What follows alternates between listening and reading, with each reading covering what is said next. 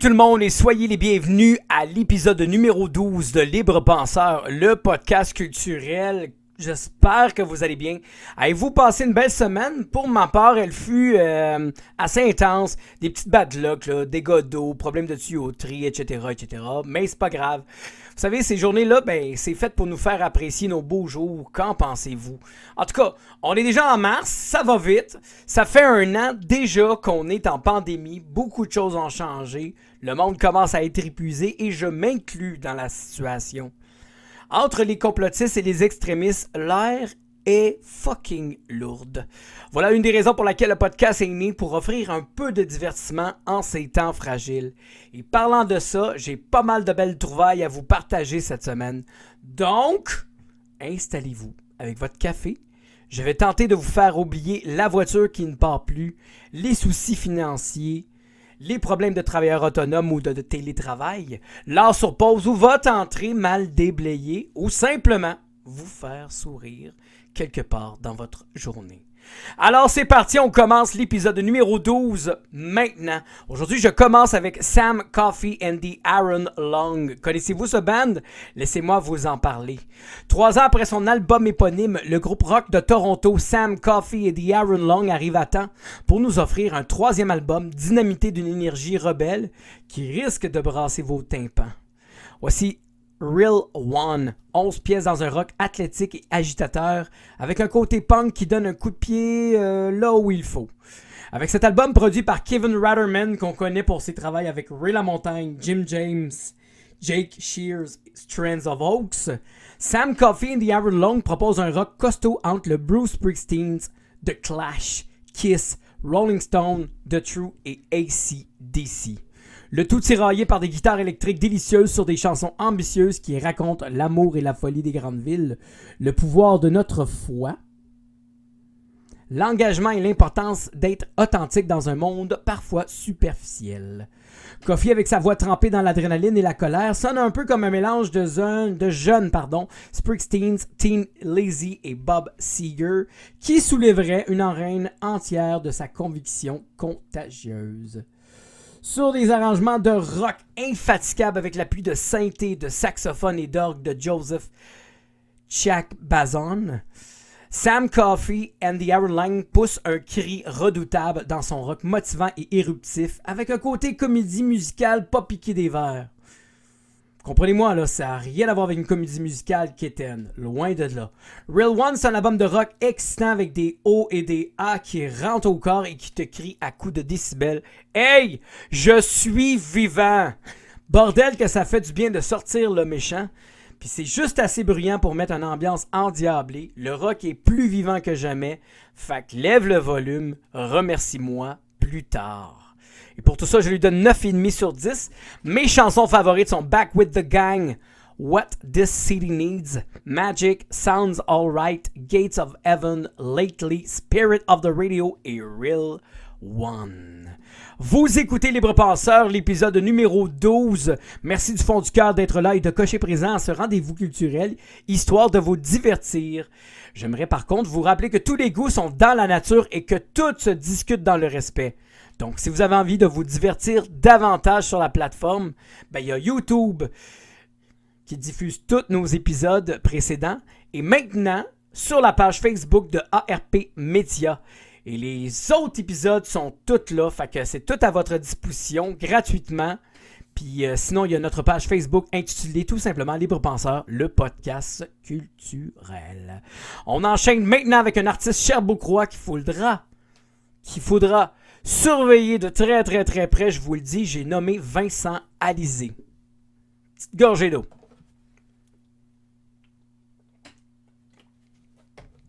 Cinq ans après la fin de son groupe électro-rock Noem, qu'on a connu dans une émission que Marie-Pierre...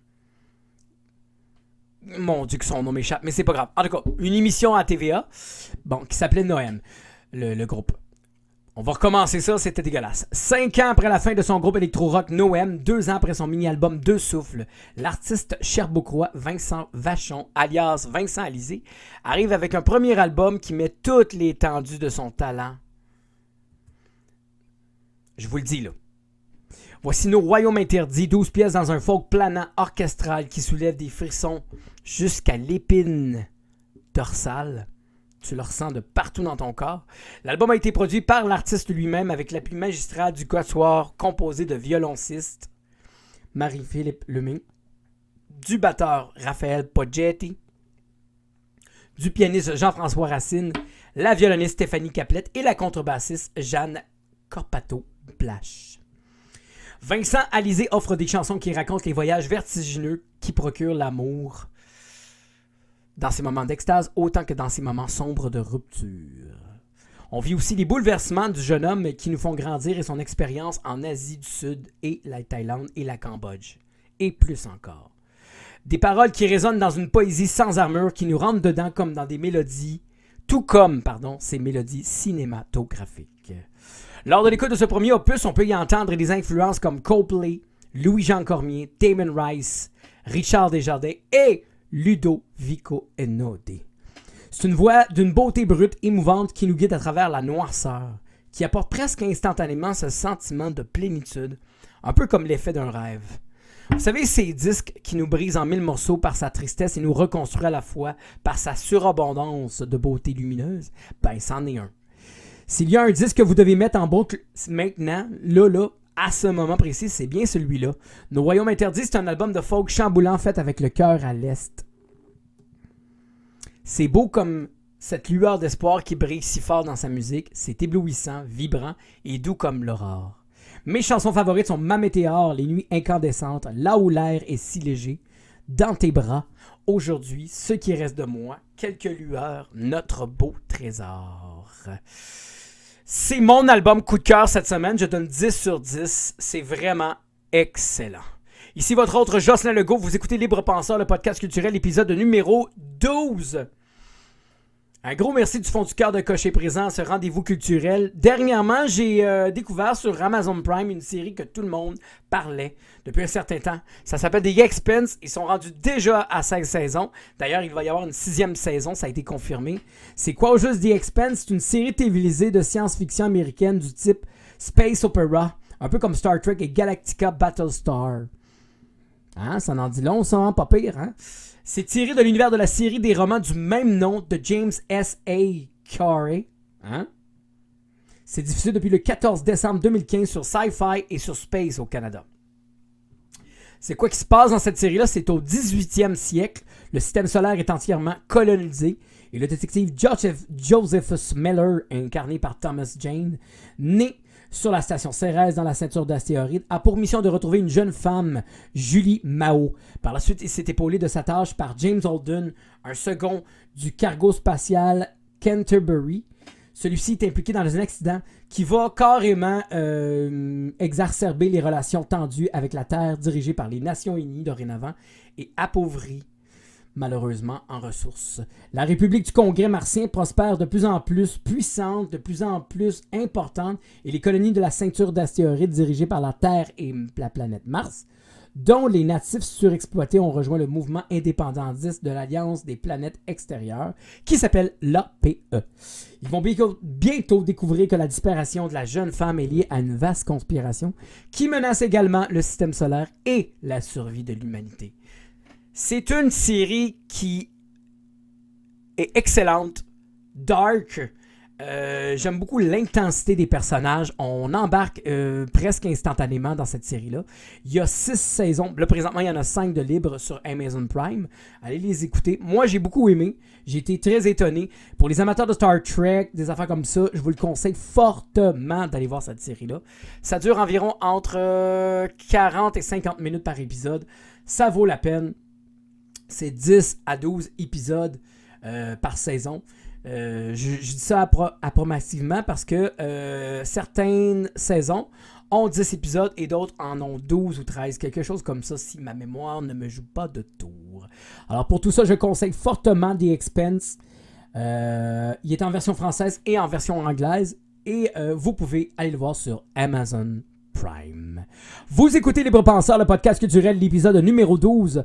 Parlant de retour, voici le retour du band metalcore anglais Architect avec un 9e album en carrière déjà. Mais juste avant, une gorgée d'eau.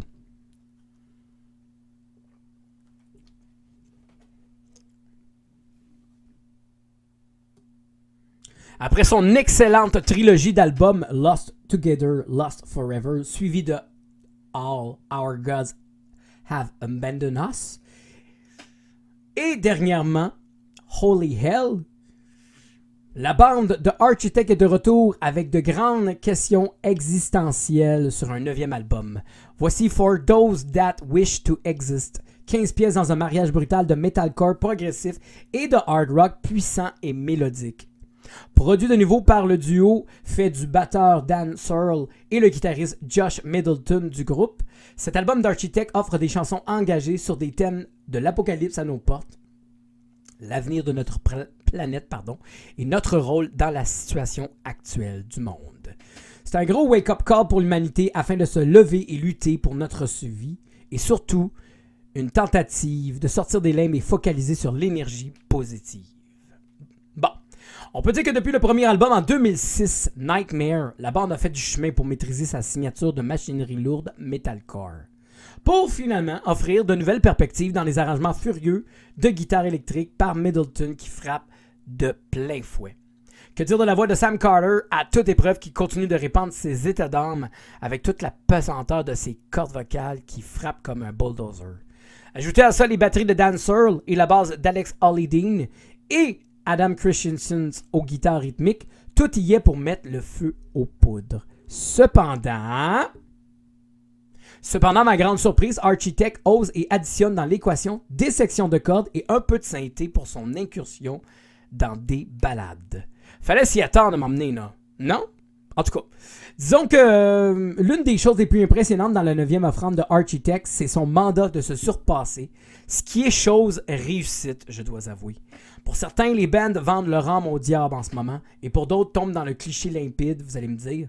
Mais pour moi, une personne comme moi je redécouvre l'ampleur et la maturité de Architect, qui livre son album le plus accessible, qui continue d'approfondir toutes les nuances, qui s'éloigne visiblement du son metalcore technique du passé. Avec en prime des collaborations avec Weston McCalls, chanteur de Parkway Drive, le chanteur Simon Hill de Beefy Clearo et le chanteur Mike Kerr de Royal Blood.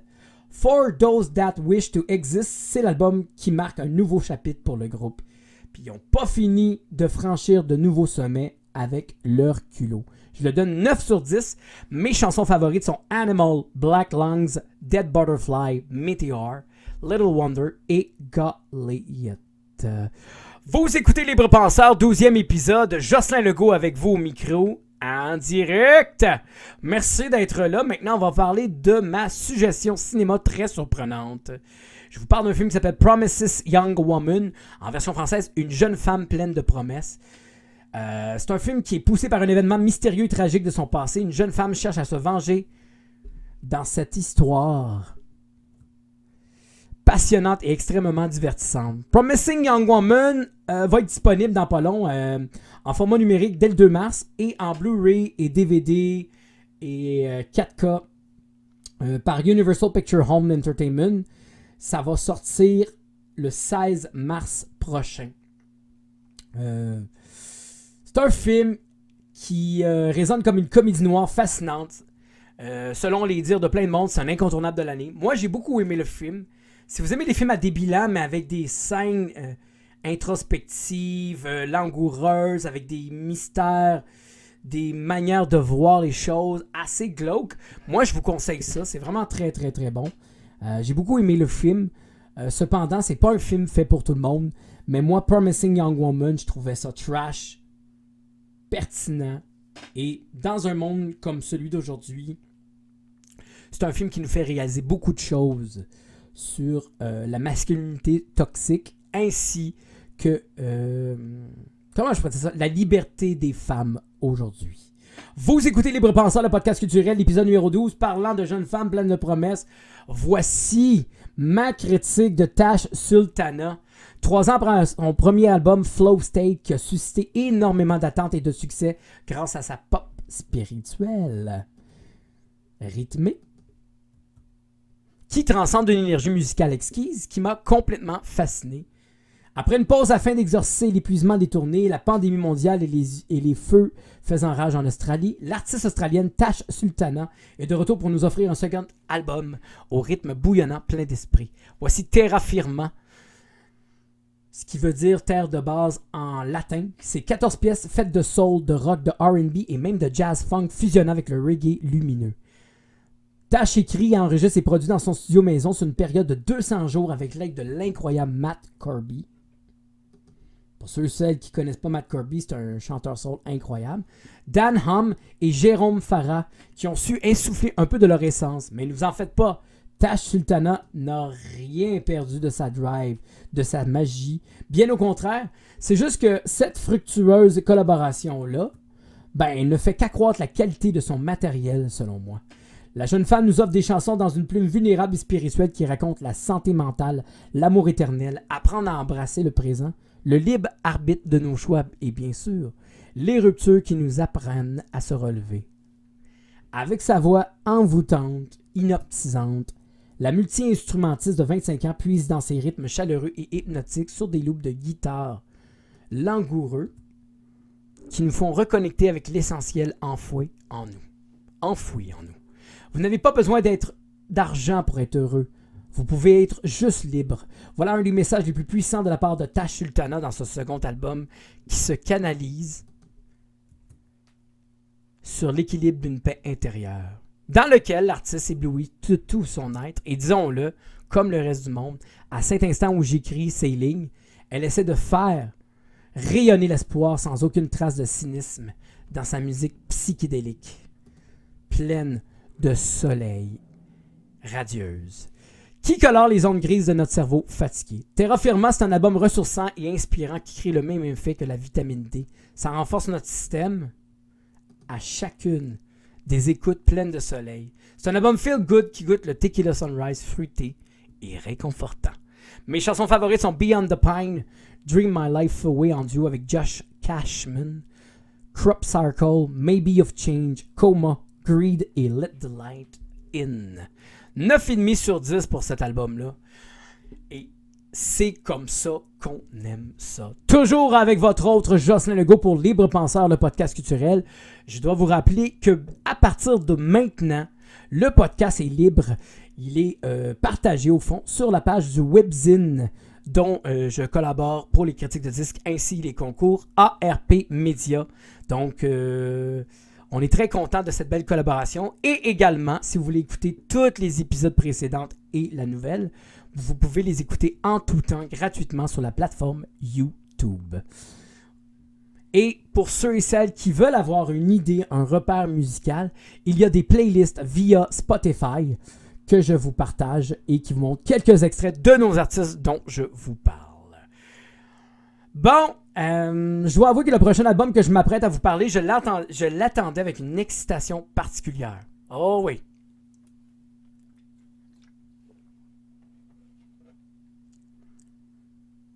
Je parle bien sûr de Kings of Leon, de retour avec un 8e album, 5 ans après Wall.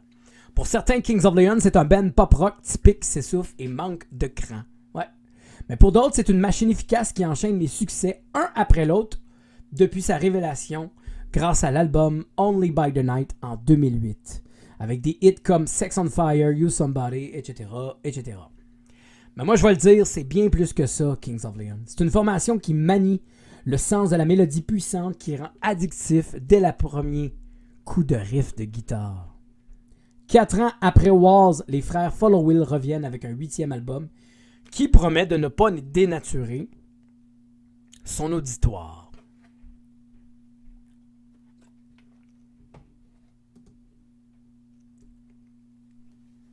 Voici When You See Yourself, 11 pièces faites d'un pop-rock mélodique qui transcende dans l'énergie lumineuse habituelle de la bande, faite de blues, southern rock, groove nostalgique. Produit de nouveau par Marcus Drav qui avait fait le précédent et qui a travaillé également avec Mumford & Son, Coldplay, Arcade Fire, Björk, qui joue également des synthés enveloppants style 80s. C'est une tendance que beaucoup d'artistes semblent adopter depuis un certain temps. Ce qui n'est pas une mauvaise chose quand c'est doser le tout. Kings of Leon n'y échappe pas toutefois, sans perdre ses sonorités, faites de guitare envoûtante de Matthew, ligne de bass sinueuse de Jared et de batterie charnue de Nathan et de la voix rauque frissonnante pleine de feeling de Caleb qui nous déchire l'âme. Des chansons rock d'arena qui racontent la solitude dans une foule, l'amour aux allures des années 80, une observation personnelle d'un monde au bord du gouffre et qui, malheureusement, commence à perdre un peu de son charisme. Je m'explique. Kings of Leon suit une recette sympathique et franche qui nous ravit lors de l'écoute. Mais en plein cœur de l'écoute de l'album, tout s'affaisse et nous donne cette impression que le groupe semble avoir perdu pour la première fois son élan. Attention, j'ai pas dit que l'album est un gâchis total. Il a quand même quelques bonnes prises qui saura agrémenter votre plaisir. Par contre, pour l'effet wow, c'est raté. Malgré tout mon amour pour les musiciens, je constate qu'il manque de viande autour de l'os pour rassasier notre appétit pour son rock dynamique. When You See Yourself, c'est un album de pop-rock sympathique, bien charpenté, mais qui dort au gaz de temps en temps. Résultat, on en ressort de l'écoute avec un mélange de déception, frustration, à moitié satisfait. Cependant,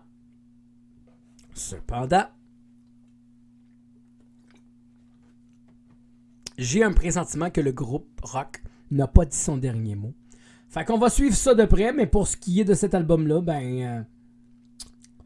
c'est mou. C'est mou et décevant. Fait que donc voilà, et pour tout ça, je lui donne 6 sur 10. Et mes chansons favorites sont Echoing, The Bandit, Claire and Eddie. Et voilà. Donc, ouais, c'est pas mal ça. Je peux pas dire que j'ai été très impressionné de cet album-là. Même si j'aime Kings of Leon personnellement, je vais quand même écouter l'album, mais c'est pas l'album dont je vais me souvenir de la discographie. Ben oui, c'est déjà terminé pour moi. Merci d'avoir écouté le 12e épisode de Libre Penseur, le podcast culturel. N'oubliez pas, il y a la page Facebook, YouTube. Je vais reprendre ça parce que j'ai mal dit ça. C'est vraiment... Oubliez pas qu'il y a la page Facebook et la plateforme YouTube pour écouter les autres épisodes et la playlist sur Spotify avec des extraits des artistes que je vous parle. On se donne rendez-vous pour une 13e épisode très bientôt. Merci d'avoir été là. À bientôt!